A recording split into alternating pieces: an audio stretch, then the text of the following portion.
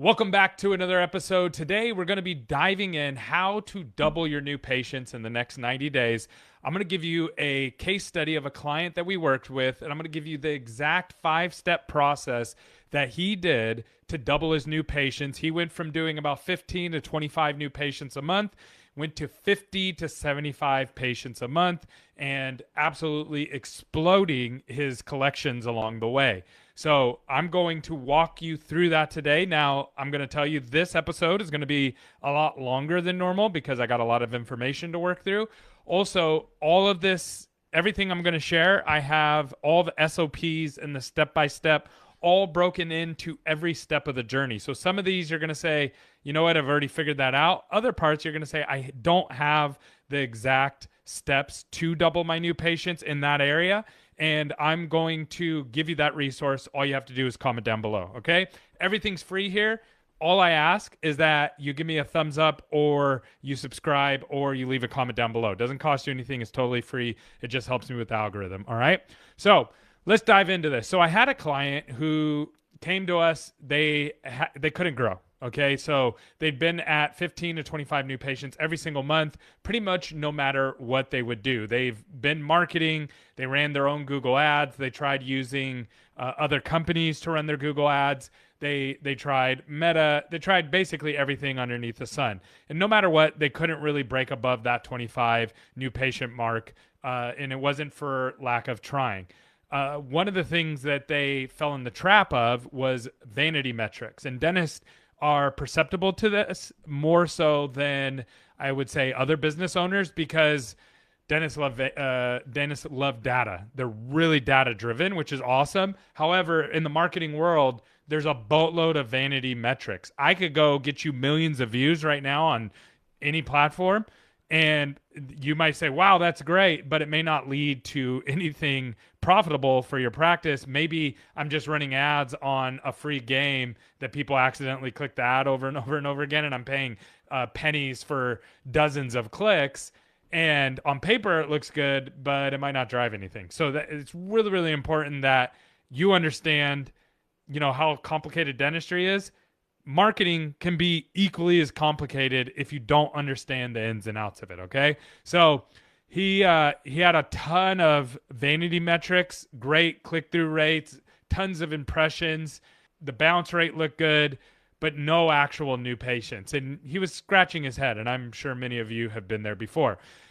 So what we did is we got in, and first thing that we noticed is that he was missing a lot of phone calls. So that is something that we fixed. We'll talk about that.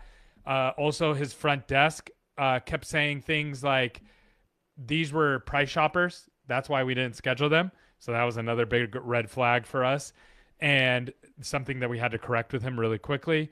And the other thing was their collections were just stuck. They were averaging about $1,000 per new patient per year, and they couldn't get that up. It was floating between $1,000 to $1,200. Also, their patient referrals were stuck. So they couldn't get their patient referrals up above like 12, 10, 12, maybe 15 on the high side, okay? So that's where it was. So we first had to dive into why things weren't working. Why was their marketing not working? A big component of it was the black hole of marketing. And this is something that I've talked about a lot. If you haven't heard me talk about this, it's probably because you don't listen to my content. I talk about this a lot, but I'll give you the numbers. This is the raw numbers. So if you get 100 new patient calls a month, 35 of those go unanswered. You just miss them. That's the average, 35%. So that means you're losing 35% of your marketing budget. Then from there, the average dental office only converts about half of the new patient calls that they take. So now you just lost another half. And then from there, the average dental office schedules about 28 days out, which means your no-show rate is going to be about 40% on your new patients. What that all adds up to is that you're losing about 90% of your opportunities on operations. Then when you combine that with low intent marketing, meaning you're just getting a bunch of traffic from things of people that haven't really expressed interest in your dental services, then you end up with just nothing. So you get a lot of vanity metrics, a lot of work for your team, but no output for new patients. This is extremely common. So that was the first thing that we were able to identify in this situation, that This was a big gap. The other thing is that we mapped out the patient journey, and then we do this with all of our clients. We do this more on the back end. This is not something we typically talk about on the front end, but it's really, really important. If you're going to double your new patients, you need to be able to do this, or you need to work with somebody who needs to be able to do this. So you need to be able to look at, okay, here are the ads that we're running. Here's the landing page that they're going to. Here's the phone conversion of those opportunities. Here is the schedule rate of those opportunities. Here's the show rate of those opportunities. Here's the people who accepted treatment. And then is that turning into patient referrals into the future? The patient referral one is hard to map in dental because it's so disconnected. However, I will say you can naturally see those numbers climbing up. It's a lagging indicator is what we call it. And as you get more new patients, your patient referrals should be coming up behind that.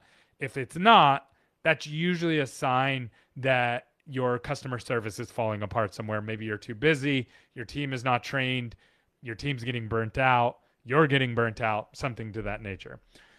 So, all right. So we identified all those gaps. And so basically, phone conversion was an issue. Answering calls was an issue. They had no system for tracking qualified leads versus non-qualified leads, which we instantly fixed. And then they had no referral engine to be able to drive up their new patients. So even if marketing did work a little bit, it would slow them down on the patient referral side, and they would end up as a wash, like they didn't grow. So it was just like a teeter-totter, so to speak. Patient referrals would go up a little bit, but then marketing would fall because of availability, and then vice versa. Okay, so let's work through with exactly how we fix this. Okay, so I'm going to go through this one by one. I'm going to give you 5 different breaking points that we fixed and how we did that. Okay, so number 1, phone conversion. So we overhauled the phones. The first thing that you need to understand about the phones is that it's not as daunting as you think to fix. There's only 4 questions that a new patient's ever going to ask. Only 4. That's it. There's 4 questions you got to train on. Underneath those, there's a bunch of different trees that those go down, but just from a knowledge standpoint, that's all you need to have your team trained on is 4 questions. So that was the first thing that we did. If you want those 4 questions and how to deal with them, comment down below. I'll help you with those. Okay. Next, we walk through, correct all the scripting, and how to answer those questions. So the biggest one that we see that dental offices get stuck on is they don't understand, the front desk doesn't understand how to deal with pricing questions, usually because the doctor confuses them on it. So they're like, let's give everybody the pricing. You end up losing everybody if you do that, and it's never accurate. You're misleading people. Either you're way too expensive and they didn't really have that problem, or you're way too underpriced and they come in and they get mad at you because you mispriced it. So shouldn't be diagnosing over the phone. That's my 2 cents. So you should never be giving pricing, or on the flip side, you can't say, no, I'm not going to give you pricing, because then you lose 100% of those opportunities as well. So how do we actually fix that? We fix that by using redirect questions. I have a whole list of them for every kind of treatment that anybody can call on. It works like 80-90% of the time. And you just have to train the team on it. And then you have to hold them accountable to it. That's the key. Okay, next was on insurance. They were losing a ton of patients because of insurance questions, because their team didn't know how to answer that. There's a couple different ways to answer that. There's a couple different ways to handle this. It depends on your office's structure, and are you in network, out of network? Are you fee for service? What kind of fee for service are you? There's some really easy ways to handle this. If you do it properly, you can basically get all insurances to schedule besides the ones you don't want. And that is what I recommend. If you want the scripting on all that, I can give it to you. It's too long to work through here. And the other thing that this office did, this is a big one, they shifted their hiring. So they stopped hiring people. They had to let some people go. They had to hire some new people, retrain them. We helped them with that training. They had to hire on coachability, not skill set. So what happens a lot of times in dental is that you get somebody who's been in dental for 40 years and they're like, I know how to do everything. And they do, but they don't know how to do it correctly. So they do it the way that someone might run a fee-for-service office like 20 years ago, which is like basically we're super good and we're super busy and you should just come here cuz. And that model doesn't work anymore. And so you end up, especially if you want to market and grow. If you want to market and grow, if you just want to stay stable, that market might work. And if you've had your practice for a long time, but if you want to actually grow, you have to have people who are nice and you have to have people who are coachable and who are going to follow instructions. If you've been hijacked by your practice, which I've seen this a lot, and your employees are actually running the practice and you're just kind of along for the ride, marketing is not going to work for you because your team's going to tell you how to do things and they're not going to listen to the coaching, and then you just end up stuck. So if that's you, don't reach out to me. I don't want to work with you. I don't want to help you. If you're like, I'm sick and tired of that and I've been held hostage, but I'm willing to now make changes, let me know. Then we're happy to help you. Okay. So once we made all these changes, his phone conversion went from about 50%, 48%, and he went all the way up to 80, 90% phone conversion. Now, the other thing you can do, if you're just like, dude, I'm just too busy, I don't have time to do all this phone stuff, which is common, I would recommend using AI. We have AI now that can literally schedule at 75% for new patients. So it's as good as a really good human, if not better than the average human. So it's $299 a month. You can literally have it take some of your calls, all of your calls. It's pretty amazing. So if you want that, comment down below. We have that for you. Okay. Number next. If you're scared of AI, I understand. Some people are scared of it, and like text messaging when it came out, a lot of people were scared of text messaging. A lot of dentists were like, I will never use text messaging. It's bad for the patient. It's bad for connection, et cetera, et cetera. Now everybody uses it. Everybody prefers it. AI is going to get there, but maybe you are going to be one of the people who doesn't use it, and you can like fax people, or you can, use wire transfers and stuff like that. Like just really make it complicated to schedule. All right. So number next, that was me trying to be funny, just FYI. All right. So phone conversion, we fixed that first. Second, we fixed the lead quality over the volume issue. So before he was getting a boatload of impressions and clicks and even a lot of random calls, but it wasn't the right kind of people. So what we did is we started to break down total leads versus qualified leads. Most marketing companies don't do this. I think this is like one of the most important things to understand is I don't care how many impressions you get. Like I do care from a marketing perspective, but your marketing team should be analyzing that, not you, because there's so many ways to game that. It doesn't really matter if you get 10,000 impressions if they were low intent. Like it means almost nothing. So what you want to know is, for your time's sake and for your mental sake, how many leads did I get and how many of those were qualified? So as an example, the difference between a lead and a qualified lead is like, if someone calls your office and was like, oh, I really need dental work, I want to get aligners, but I'm on Medicaid. That's probably not going to be the best patient for you. Or if someone calls and says, yeah, I want to get braces, and you're a GP office, it's probably not the best fit for you. So those are not qualified leads because your team couldn't convert them. And even if they did convert them, the patient wouldn't be happy if they came in. So what you want to do is you want to measure the difference between those two, because that's going to tell you how good your marketing is. If you're getting 1,000 leads and only 10 are qualified, your marketing, it stinks. It stinks. It's stinky. All right. If you're getting 50 leads and 36 are qualified, 40 are qualified, you're doing pretty good. You're doing pretty good, and your team's not wasting time. So we use Trackable for that. I highly recommend that.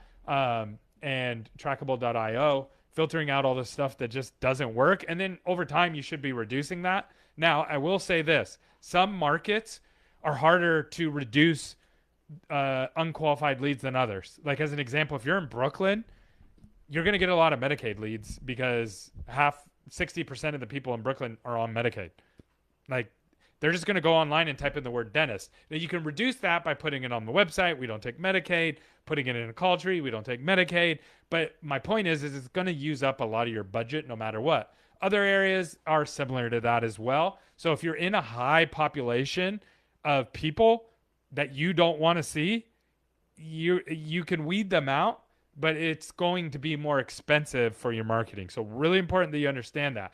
You can't I used to joke, you can't be in the middle of the sticks in the panhandle of Florida or Alabama and be like, I want all the veneer cosmetic cases. Like, okay, is there a demand for that in that area? Uh, we can't just make up demand out of nowhere, right? You can, but it's very hard. You have to educate people. So education's very, very expensive to do from a marketing perspective. So first thing we did, fixed his phone conversion. We fixed the lead quality problem that he was facing running his marketing himself and with prior marketing companies. And then next, we helped him with his Google reviews. So the first thing that we had him do was take his Google reviews and make his top 5 Google reviews stand out. So here's how you do that. First thing that you're going to do is figure out, okay, what Google reviews do we want everybody to see? And you want to identify those. The ones that are talking about, if you want, a certain kind of treatment, or you have a certain kind of patient and they talk about, this office was awesome, they worked with me, blah, blah, blah, blah, on whatever services. You want to identify those Google reviews first. So you're going to see, you're going to have hundreds of Google reviews. Go find those really good ones. Then what you're going to do is you're going to thumbs up that review. You're going to comment back to that review. And then you're going to ask everybody on your team to go in and thumbs up that review and mark it useful. And you're going to do that on the 4 or 5, maybe 10 at the max reviews. You're going to go through and do each of those. What that does is you are going to have those pop up every time someone Google searches. So someone goes online, they type in the word dentist, they go look at your website, then they go look at your Google reviews. Google reviews do not pop up in order of chronological order. Okay, it's not newest to oldest or oldest to newest. It's which ones were most useful, most relevant. So it's a different ordering of algorithm. So what you want to do is you want to flag and let everybody know these are the most useful reviews. And you do that by just your family, friends, and team thumbs upping those reviews, replying to those reviews, marking them useful. Those will always pop up first. And everybody who goes through and reads those is going to go, oh, wow, this is great. So that's the first thing that you want to do. The next thing that you want to do is you want to take and you want to take the reviews of specific treatments. Okay. So if you have a niche treatment, let's say you do IV sedation. Let's say that you do like some specialized aligner that no one else does in your area. Let's say that you do like veneers, something like that. What I want you to do is go talk to patients, if they're families that you did the treatment on, whatever, doesn't matter. Anybody who's had the treatment, and have them go write a detailed review about their experience with the keywords of the services that you want. The reason that's so powerful is the way Google's algorithm is working right now, as of today, as I'm recording this, is they are going to take, if someone searches that super niche subject, they're going to actually have your review pop up first, because most websites are not going to pop up for those super niche subjects because it's super niche, right? So you want to take as niche as possible, but that you want 2 or 3 or 4 of those. And you can do this over and over and over again. Same with like specific kinds of implants, all these kind of things.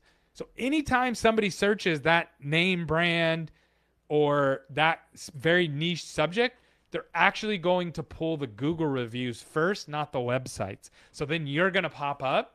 And this is a great way to get 2Z, 3Z of specific kinds of treatment. Okay? It works really, really well. So take advantage of that. The other thing that we did is we had them run a contest for Google reviews. So it's really important that if you want to crush it in your marketing, to have a lot of Google reviews. The more Google reviews, now can you double your new patients without it? You can, but it's more expensive. And the more competitive it is, the more expensive it becomes. So if you're like, Gary, I don't want to keep giving you money for marketing. I want to lower the amount of money that I'm spending on marketing. The best way, the number one way you can do that is having more Google reviews than everybody else. And here's the reason why. It's all about market share. So if you are in a market and let's say you have 1,000 Google reviews and you have the most Google reviews in your market and everybody else had 300, right? Here's what happens. The market with 300 Google reviews is marketing like crazy because they can't get more new patients. So what they do is they send a postcard out and they say, come to our practice. We're awesome, blah, blah, blah, blah, blah. So a patient receives that. They go, okay, I'll check them out. They go to their website. They go look at their Google reviews. As they're looking at their Google reviews, I am peppering them with ads right next to the Google reviews that they're seeing, and they're seeing our 1,000 Google reviews. And now the patient is like, this is a cool practice at 300, but this one at 1,000 just looks way better. Way better. And so what ends up happening is they end up choosing the 1,000 practice, and that patient was generated not from your marketing dollars, but from the competitor's marketing dollars. So they do the postcards for the while, but they don't get a ton of traction on it. And so they stop doing it, and the next guy does it. Same thing happens. You can begin to grab, and it's not huge for every practice. It's one here, one there. But with every single practice, every single month, you're talking about 10, 15 new patients a month, and it's market share grab. It's different than you just getting a patient referral that was never thinking about another dental office. This is somebody who all dental practices were up for grab, and they chose yours. This one thing helps all of your marketing more than anything else. It helps your SEO. It helps you attract better talent. It helps you attract better better bids when you go to sell your practice. Like, there's nothing that Google reviews doesn't help. It helps everything. So I strongly, strongly encourage people to do that. We have a full way to do that, the way you can motivate your team and all that kind of stuff. So we have that right here. And please enjoy that and work on that. You can never have too many Google reviews. Flat out. Just get the most and then keep going. Okay? And you only have to, sometimes people hear this and they get depressed because they're like, and they have 300 Google reviews and everybody else has 4,000 in their market. Just get the most in your little area.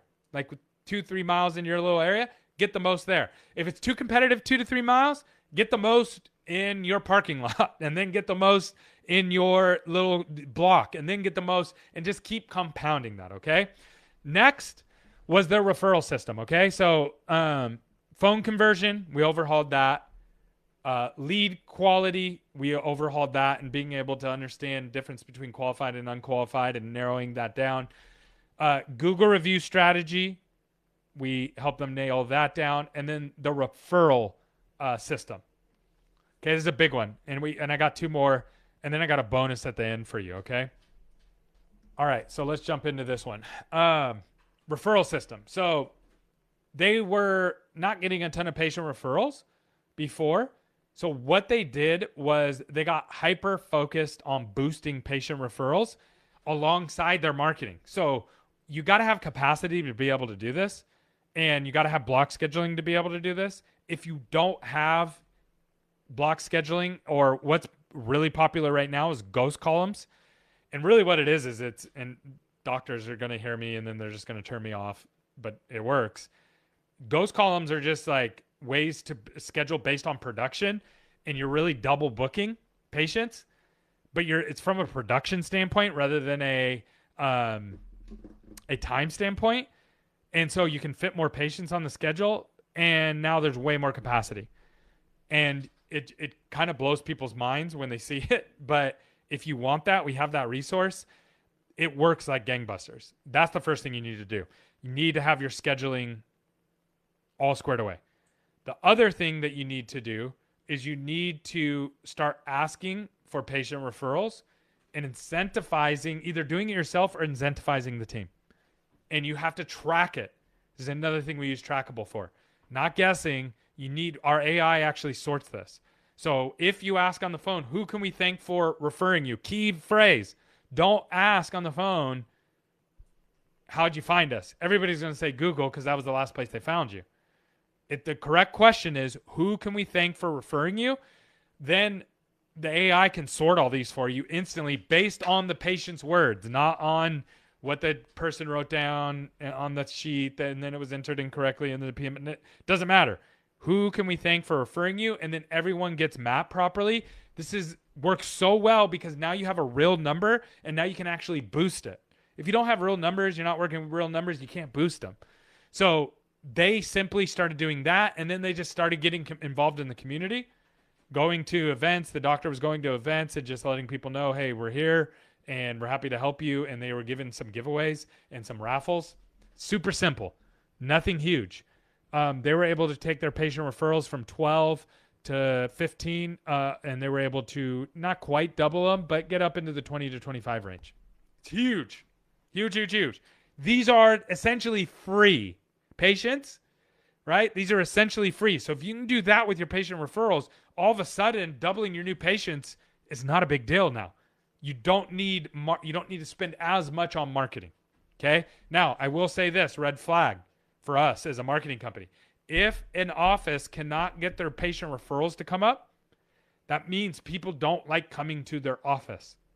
So if they're just like more and more marketing, I begin to flag that. My team begins to flag that and go, okay, you hired us to get you from 20 to 40. We got you there. Now let's see if you can get another 4 or 5 patient referrals a month, maybe 10, and keep climbing. And it's like, if you can't, what that tells me is you're not going to be able to just keep compounding growth.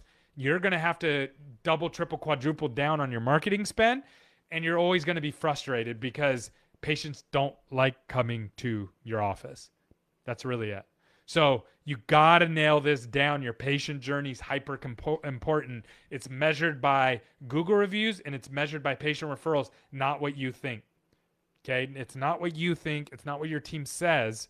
It's what the patients say when they refer other people. Now, you can juice these up with referral, asking, doing bonus systems, things like that, and that will help. But if you do that and it doesn't work, that tells you you have a problem internally. You have a bumpy patient journey. And so we have a whole patient journey that we can break down for you if you want that. And you can check that out and you can map that out. And ownership is key here. So what the resource that we have, it actually helps you map out every single section of the patient journey, and it helps you tie it to ownership. All right. Number next. You guys having fun yet? I told you there's a longer one today. Patient financing and case acceptance. What we did is actually one of our sponsors of this podcast is Cherry. Okay. And I love Cherry. If you want to use another patient financing, that's fine. We have a discount for Cherry down below. If you use them properly, I think they're the best for this strategy. So what you do is you begin to train your treatment coordinator to lead with patient financing on every single treatment presentation. And I'm going to explain why.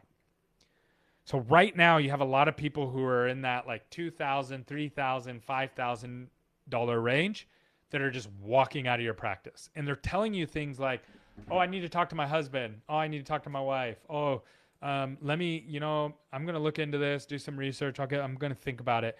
Really what they're saying, these are smoke screens. Really what they're saying is, I cannot afford this, and I don't want to say that I'm too poor to afford it. That's what they're saying. And what happens a lot of times with dental offices is then you offer the patient financing, but it's too late. It feels kind of slimy when you do that too, by the way. It feels very salesy. Car salesman vibes, right? Oh, you can't afford that? Here's another option that we forgot to tell you about. Doesn't feel good. What is best to solve this is actually taking the patient financing and putting that out front. So, hey, you have $3,000 worth of treatment that you need to have done. We factored everything in, your insurance, et cetera, and we're going to be able to do this for $200 a month and get all this treatment done. And the beautiful part about that is now that you just gave them multiple options and you avoided the whole insurance conversation. Well, let me just do what the insurance covers. It's horrible. That's not what's best for the patient. And listen, I realize some people are like, the fees, and is this good for people, putting them in debt, Listen, number one, I don't like the fees. The fees are high, but that's part of doing business. And I'm going to explain why that's so important. in a minute. And then number two, people are going into debt anyways. It's better that they go into debt for their dentistry than for TVs and rims on their cars, all right? So if they're going to go into debt for anything, keeping your mouth healthy is just like super important, I think. I'm just a dental marketer though, so what do I know? So the other thing about the fees, yes, I know, 5-10% fees, that's super expensive. Everybody that we've seen do this, everyone without exception, and we've had scores of offices that have done this, both in our mastermind and our clients, collections go up by 30%. Like right out of the gate. So if you're like, hey, I'm doing $100,000, you could get to $130,000 right away just by changing this. Yeah, you're going to pay $3,000 in fees. So if I said, hey, you can go from 100 to 130,000 on the existing patient base that you already have, is that worth it for $3,000, maybe $4,000? Yeah, all day. And it's a competitive advantage. Dentists are not willing to do this. There's a moat around it because dentists hate paying those fees. They hate it, so they don't do it. And so this gives you a competitive advantage to retain all these patients. What this did is this will take your average collections per new patient and we'll take it from that like $1,000 range up into the $2,000-$3,000 range. Okay? All right. Lastly, the bonus system. Oh, I will say this. If you want the training on that, just let me know. I have a full training with a doctor, a TC, Dr. Blake. He's amazing at this. His practice does $500,000 a month in collections. I think he's going to do like 5 something this month. So this, like, it works like really, really good. Last thing, we overhauled their photos. So they went from having really janky photos to really nice photos. This makes a huge difference, especially in more competitive markets. And it's really cheap to do. It's really cheap. You don't have to do like videos and all that stuff. You can, it helps. Doesn't hurt, but it's a lot more expensive. But just photos, new photos for the website and your Google My Business. Okay. If you do those things, you will be able to double your new patient in 90 days. So here's where he went from. He went from 20 to 25 new patients, 15 to 25. He was ranging. He was able to take that up. Now he's ranging 50 to 73 new patients a month.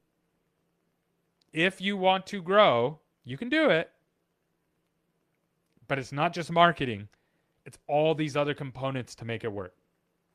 All right. So hopefully this was helpful. Let me know down in the comments below if you want any of those resources. Just be specific. Don't say, Gary, I want the resources, because I literally have probably 40 that I mentioned in this series. So let me know if this was helpful as well. This is all free. So thumbs up, comment down below. It really helps me out.